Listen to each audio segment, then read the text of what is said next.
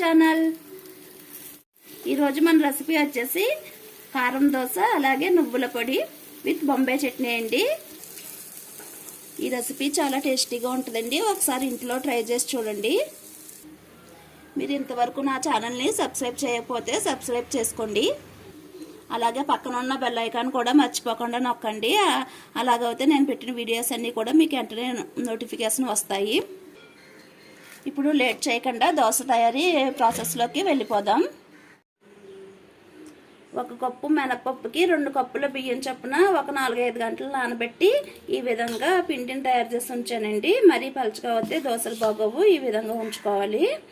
ఈ తయారు చేసిన పిండిని ఒక 5-6 గంటలు అలాగా ఫ్రిడ్జ్లో పెట్టకుండా పైన వదిలేసాను. ఇప్పుడు దోశ ప్రిపేర్కి వాడుకుందాం.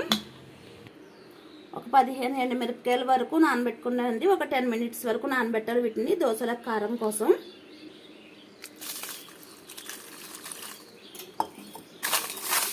ఈ విధంగా 15 నిమిషాలు నానబెట్టుకుని ఉంచుకోవాలి ఈ మిరపకాయలని. ఈ లోపుగా మనం బొంబాయి చట్నీ తయారీ చూద్దాం. బొంబాయి చట్నీ కోసం శనగపిండి తీసుకున్నానండి ఈ సైజు కప్పుతోని. ఇప్పుడు ఉండలు లేకుండా వాటర్ వేసి కలుపుకుందాం.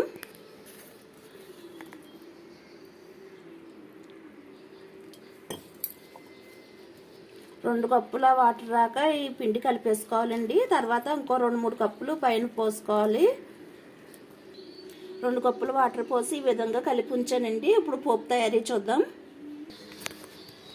ఇప్పుడు స్టవ్ వెలిగించి ఆయిల్ ఉంచానండి. ఆయిల్ వేడెక్కాక 1/2 టీ స్పూన్ వరకు ఆవాలు, 1/2 టీ స్పూన్ జీలకర్ర, చాయ్ మినపప్పు 1 టేబుల్ స్పూన్, పచ్చి శనగపప్పు 1 టేబుల్ స్పూన్ వేసుకోవాలి. వీటిని ఇలా కాసేపు వేగనిద్దాం. పప్పు కాస్త మంచి కలర్లోకి వచ్చాక పచ్చిమిరపకాయలు 4 సిరుకులు చేశానండి. అవి ఉంచుకున్న కరివేపాకు కూడా వేసేసుకుందాం. పోపు బాగా వేగిపోయిందండి. ఇప్పుడు వాటర్ పోసుకుందాం. ఏ కప్తో అయితే పిండి తీసుకున్నామో ఆ కప్తో 2 కప్పులు పిండిలో పోసుకున్నాం కదండి. మిగతా 3 కప్పుల వాటర్ ఇక్కడ పోసుకున్నాను నేను. నీటిని ఇలా కాసేపు మరగనించుకోవాలి. ఈ వాటర్లోనే కొద్దిగా పసుపు, రుచికి సరిపడా సాల్ట్ కూడా ఈ నీటిలోనే వేసేసుకోవాలండి. 1 టేబుల్ స్పూన్ వేస్తున్నాను నేను. ఈ నీటిని ఇలా మరగించుకుందాం.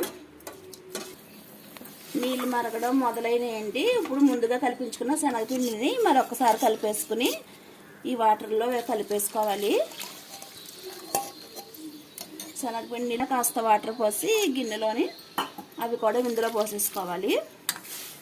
ఇప్పుడు ఉండలు కట్టకుండా స్టవ్ని మీడియం ఫ్లేమ్లో ఉంచుకొని తిప్పుకుంటూ ఉండాలి.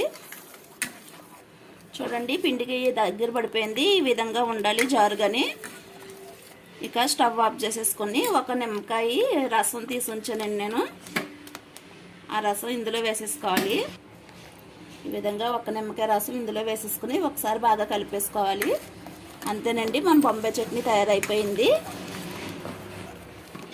బొంబాయి చట్నీ ఈసారి పక్కన ఉంచుకొని నువ్వుల పొడి తయారు చేసుకుందాం.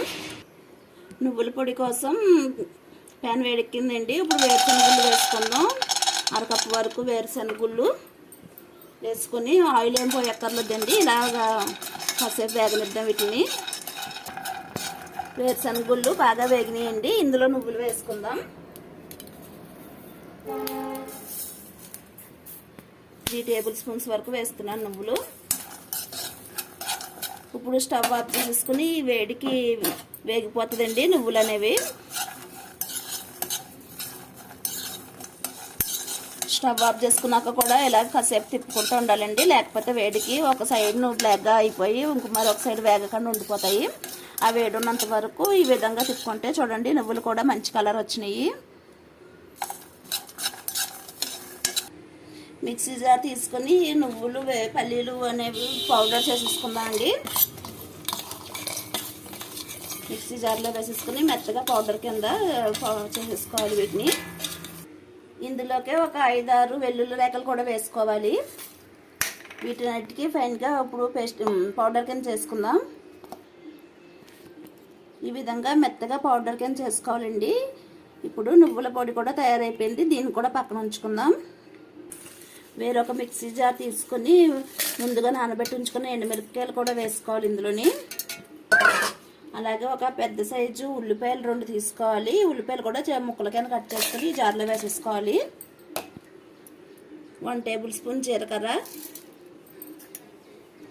1/2 టేబుల్ స్పూన్ సాల్ట్ అండి, రుచికి సరిపడగా వేసుకోవాలి. ఇప్పుడు వీటిని తగినన్ని నీళ్లు పోసుకుంటూ మెత్తగా పేస్ట్లా తయారు చేసుకోవాలి.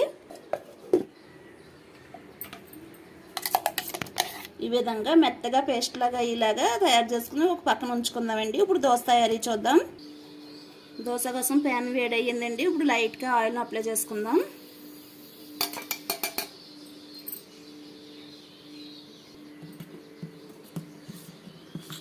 దోశ పిండిలోని తగినంత సాల్ట్ వేసుకుని రెడీ చేసుకుని ఉంచుకున్నాను నేను. ఇప్పుడు దోశ వేసుకుందాం.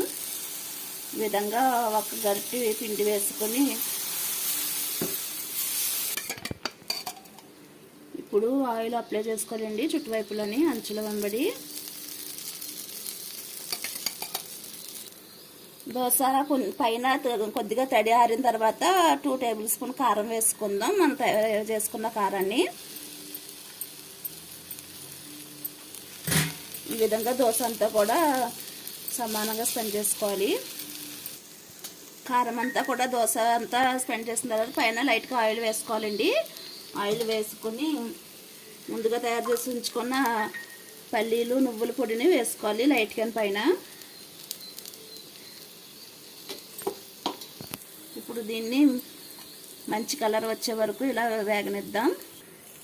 దోశ తయారైపోయిందండి. అడుగును కూడా బాగా కాలింది. ఇది రెండో వైపుకి మార్చుకోవసరం లేదు.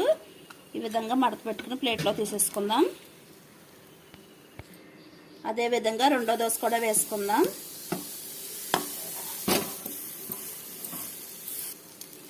ముందు విధంగానే మళ్ళీ దోశ పైన కారం వేసుకుందామండి. దోశ కాలిపోయిందండి బాగానే. దీన్ని కూడా ప్లేట్లో తీసేసుకుందాం. చూసారు కదండి, నువ్వుల పొడి కారం దోశ తయారైపోయింది. దీన్ని బొంబాయి చట్నీలతో సర్వ్ చేసుకుంటే చాలా టేస్టీగా ఉంటుంది. ఇది బ్రేక్ఫాస్ట్ కింద, నైట్ డిన్నర్ కింద కూడా సర్వ్ చేసుకోవచ్చు. ఈ రెసిపీ కనుక మీకు నచ్చినట్లయితే లైక్ చేయండి, షేర్ చేయండి. అలాగే కామెంట్లో ఎలాగ వచ్చింది నాకు తెలియజేయండి. Thanks for